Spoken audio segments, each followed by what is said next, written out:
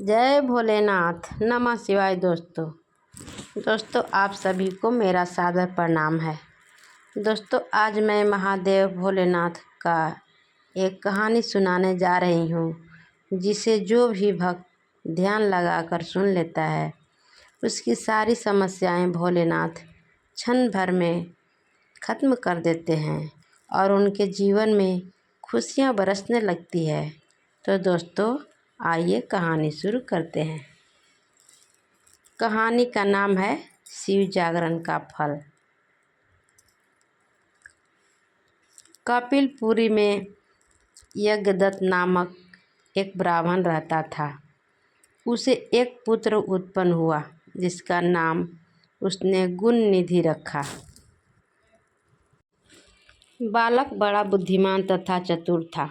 8 वर्ष की छोटी सी उम्र में ही उसने बहुत सी विद्याएं सीख ली थी, परंतु वह कुमार्ग में पड़कर अपने धर्म और कर्म से भटक गया। वह जुआरी, खेल कूद से संलग्न और गाने बजाने वालों का साथी बन गया। उसने बहुत जल्दी ही अपने पिता की कमाई लुटा दी।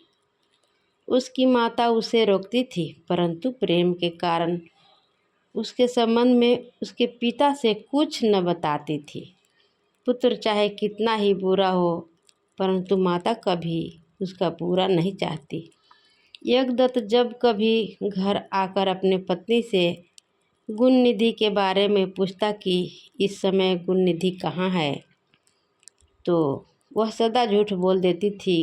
कह देती थी कि घर से बाहर गया हुआ है, या तो वह कहीं स्नान आदि कर रहा होगा या देव मंदिर में बैठकर भगवान का पूजन कर रहा होगा। और असली भेद न जानते हुए उसने गृहसूत्र के अनुसार गुणनिधि का विवाह भी कर दिया। विवाह हो जाने के बाद यज्ञदत्त की पत्नी सदा पुत्र को समझाती कि तुम्हारे पिता बड़े महात्मा हैं, जब उनको तुम्हारे बारे में मालूम होगा तो इसके लिए तुम्हें और दोनों को दंड देंगे। तुम्हारा कुल बड़ा पवित्र है, फिर तुम यह बुरे काम क्यों करते हो? मेरे बच्चे, तुम्हारा कल्याण इस बुरे काम को छोड़ देने में ही है। परंतु गुणनिधि पर माँ के समझाने का कुछ भी प्रभाव नहीं पड़ता था। एक दिन उसने पिता की अंगूठी चुराकर किसी जुआरी को दे दी। जब यज्ञदत्त ने उस जुआरी से पूछा कि यह अंगूठी उसके हाथ में कैसे आई, तो जुआरी ने यज्ञदत्त से कहा कि उसने उनकी अंगूठी नहीं चुराई। यज्ञदत्त ने जुआरी की बात सुनकर कहा, सुनो लल्ला, यह अंगूठी मेरी है और मुझे राजा के यहाँ से मिली है। तुम झूठ बोलकर इसे अपनी न बनाओ, परंतु यह बताओ कि यह अंगूठी तुम्हारे पास कैसे आई है। यज्ञदत्त की बात सुनकर जुआरी को क्रोध आ गया। उसने गरज कर कहा, जो सच सुनना चाहते हो तो ध्यानपूर्वक सुनो। यह अंगूठी तुम्हारे पुत्र गुणनिधि ने मेरे पास जुए में हारी है। उसने यह अंगूठी ही जुए में नहीं हारी, बल्कि आज तक जुए में बहुत से साधन चुरा कर हारा है। आप जितने ही सज्जन साधु धर्मात्मा हैं, आपका पुत्र उतना ही बड़ा बदमाश है। आप इतने बड़े विद्वान होते हुए भी आज तक अपने पुत्र की करतूतों को नहीं जान सके। जुआरी की बात सुनकर यज्ञदत्त का मारे लज्जा के बुरा हाल हो गया।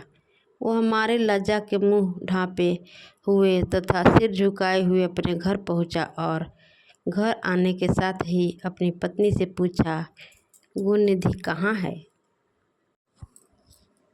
और वह अंगूठी कहाँ है जो उस दिन तूने उबरता करते मेरे हाथ से ले ली थी। यज्ञदत्त की बात सुनकर उसकी पत्नी ने उत्तर दिया, वह अंगूठी मैंने यहीं कहीं रख दी थी। अब मुझे याद नहीं आ रहा कि कहाँ रखी थी।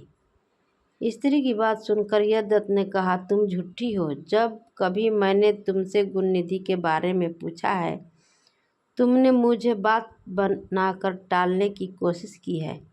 अच्छा, तुम अंगूठी की बात जाने दो और मुझे बताओ कि घर का अन्य बहुमूल्य साधन कहाँ है। न जाने मेरे किन किन पापों के कारण यहाँ ऐसा पुत्र उत्पन्न हुआ है। फिर जब उसने घर का दूसरा कीमती सामान देखा तो मालूम हुआ कि सभी बहुमूल्य वस्तुएं गायब थी।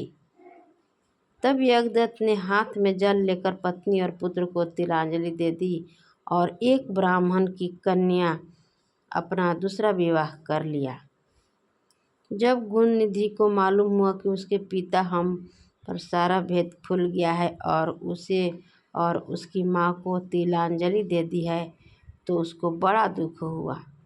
वह अपनी करनी पर पछताने लगा।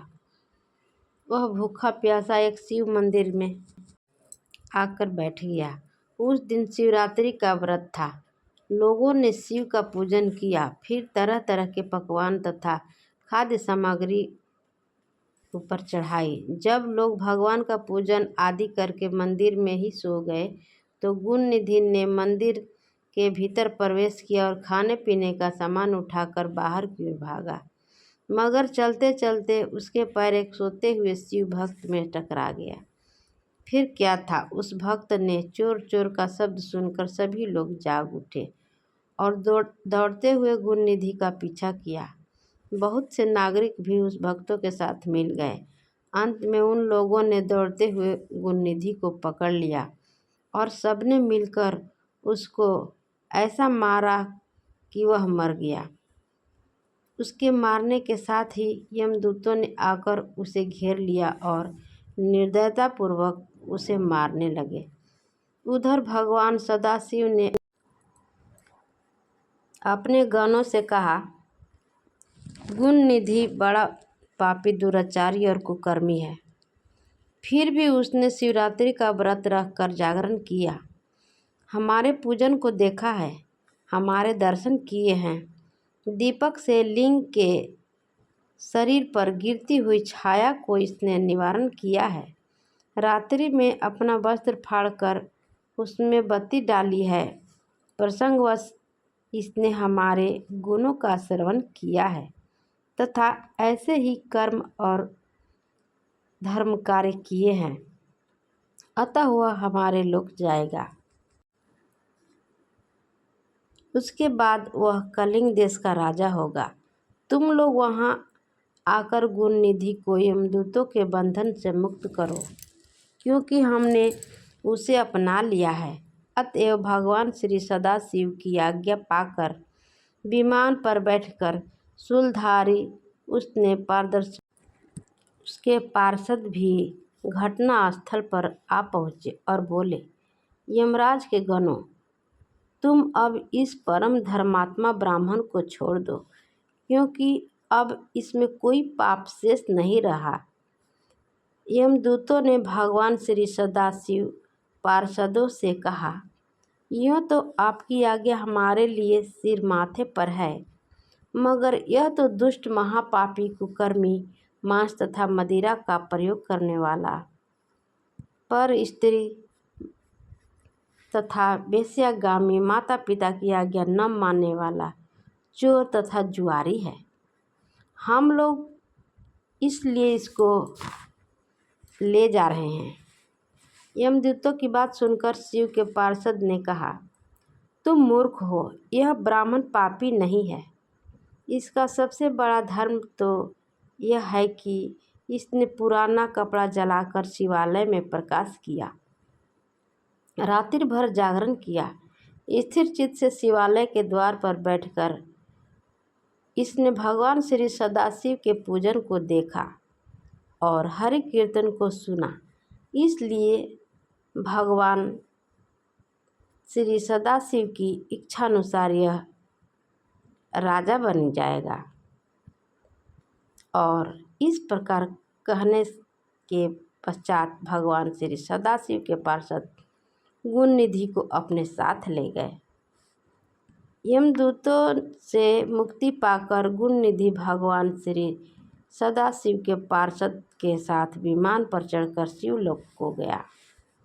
यमदूतों ने आकर सारा वृत्तांत यमराज से कहा, जिसे सुनकर यमराज ने कहा, जो व्यक्ति भस्म रमाए हुए हो, रुद्राक्ष की माला धारण किए हो, शिवलिंग का पूजन करता हो, श्री सदाशिव के गुणों का गान करता हो, छल से ही सही उसके पास बिल्कुल न जाओ।